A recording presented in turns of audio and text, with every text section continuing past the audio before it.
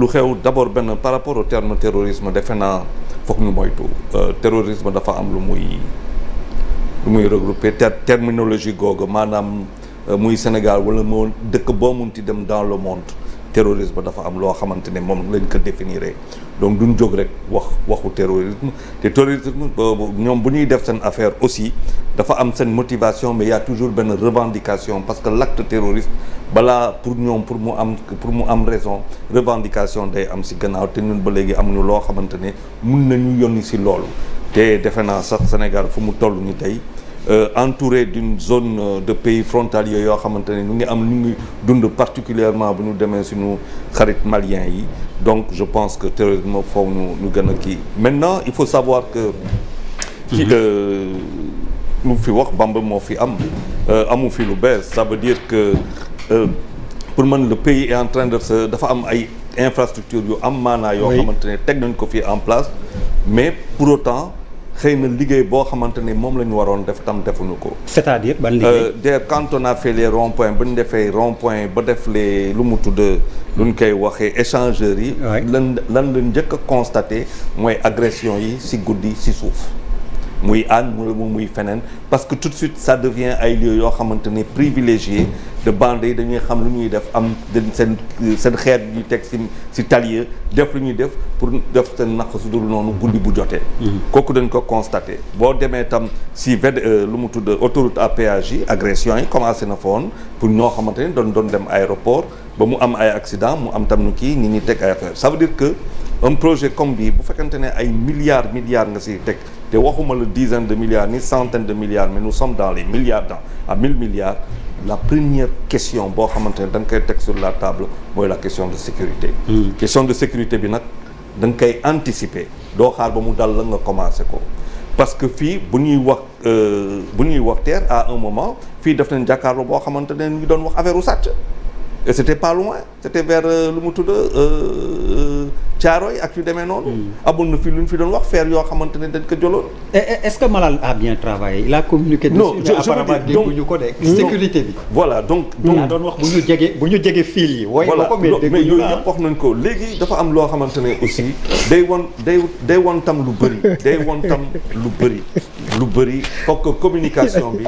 forcément foog ñun ñu xam que buñ leen maanaam ñooñu ñu def ñooñu. buñ leen jàppee mais ils vont en prison. c'est-à-dire c'est pas la peine ñu ay lu mu tudd. non est-ce que xam nañ li ñu def sax Charles li mu la wax exact maintenant. est-ce que xam nañ li ñu def voilà c'est la communication pour man elle est dans ce sens parce que ak loo mun ci nekk bandit. am nga loo xamante ne doo ko maanaam bandi boo dajee sax femme boo xamante ne elle est en état de grossesse. nga war ko mën a bàyyi quoi. nga war ko yóbbu hôpital. franchement. parce que dafa am loo xamante xam nga on a aujourd'hui benn forme de banditisme boo xamante ni loolu laay wax tout le temps ñun dañuy toog di dem rek mais on n'analyse pas on ne fait pas la psychologie de nos amul étude boo xamante ni da lay may nga mën a xam fii ak 10 ans fii ak 15 ans fii ak 20 ans ban type nit ngay am.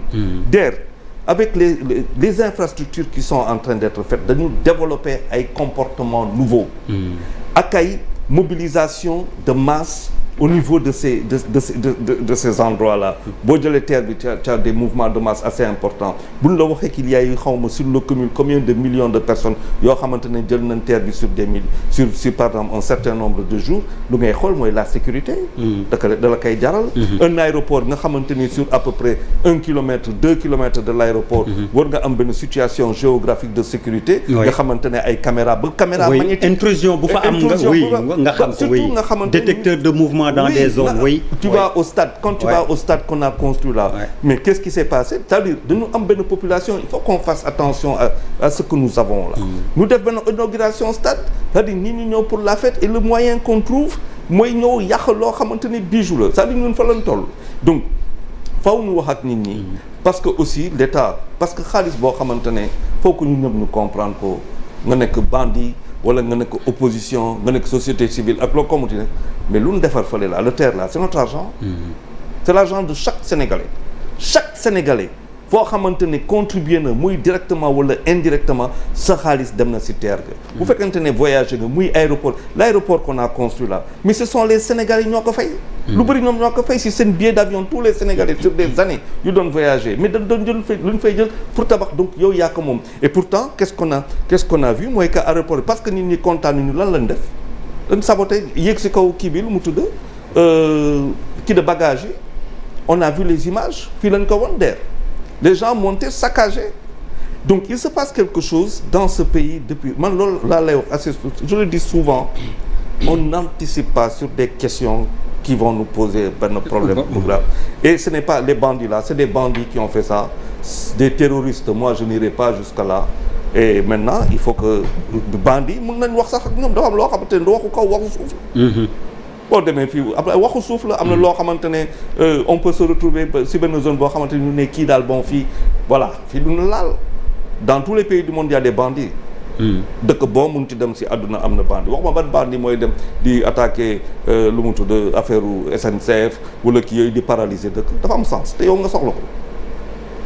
Il y a pourtant il y a eu un cas pareil en France. Oui, mais des installations de la SNCF. Mais xam nañ ko c'était sous Sarkozy d'ailleurs. mais dañ ko xam exactement. C'était une l'affaire Coupa. Voilà mais on sait exactement kooku boo duggee ci enquête bi da ngay xam lan la. expression bi lan la exactement donc voilà donc les cas il faut les analyser de manière très précise. mën a def ay kii ce qui s'est passé ici. dañ def liggéey te suñu gendarmerie ak policier ak ñoom am nañ xaram ba jàpp xale yi bu ñu leen jàppee malheureusement pour ñoom. D'ailleurs dans le cas d'espèce